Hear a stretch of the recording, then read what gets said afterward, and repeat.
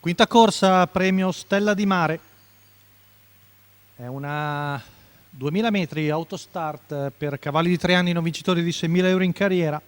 Sono in 8 al via dopo il ritiro del numero 8.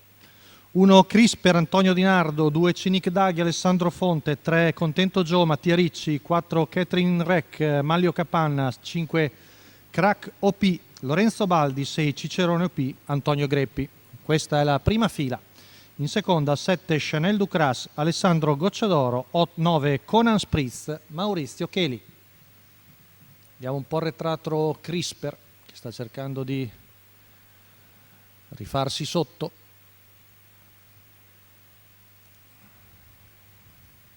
Prende un po' lanciata il Sauro di Antonio Di Nardo. Intanto è veloce Contento Joe, che prende il comando su Cracco P che l'attacca. Siamo sulla curva, l'errore di Cracco P.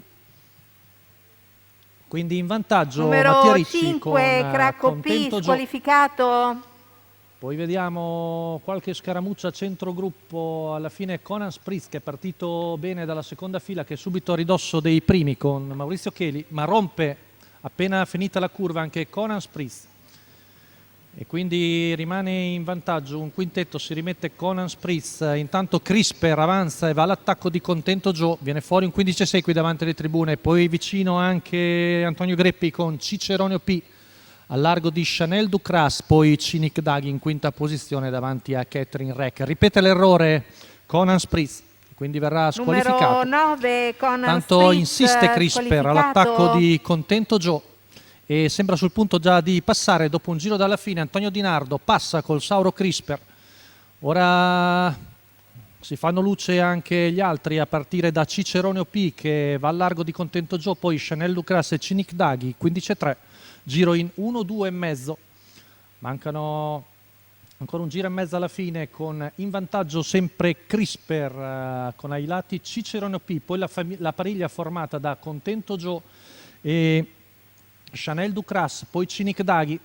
Chilometro in 1.18 appena abbondante, siamo al secondo passaggio davanti alle tribune con Crisper che deve respingere l'attacco di Cicerone OP, poi la pariglia formata da Contento Joe e Chanel Ducras, 15-1 qui davanti alle tribune, siamo sulla penultima curva con in vantaggio sempre il figlio di Napoleon Bar, il Sauro di Antonio Di Nardo che deve respingere l'attacco portatogli da Cicerone OP, poi la pariglia formata da Contento Joe e Chanel Ducras e poi Cinic Daghi, gli altri un po' più indietro. Siamo sulla retta di là con Chanel Ducras che si lancia in terza ruota, sembra un po' stanco, a largo Cicerone OP, di dentro Contento Joe e Cinic Daghi. Siamo a 400 metri dalla conclusione con Crisper che deve respingere l'attacco portatogli da Chanel Ducras, poi Contento Joe dietro i due, poi Cinic Daghi. Siamo a metà dell'ultima curva, insiste all'esterno Chanel Ducras ma il Sauro Crisper la sta respingendo, si avvicina anche Contento Joe che si è ripreso. Ultima curva passata in 15-3, retta d'arrivo con Crisper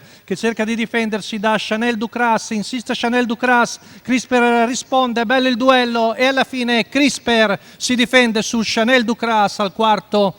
Il numero 3 di Contento Joe davanti a Cinic Daghi, 30 a chiudere, 14-7 la retta d'arrivo, 1-16-9 la media sul doppio chilometro.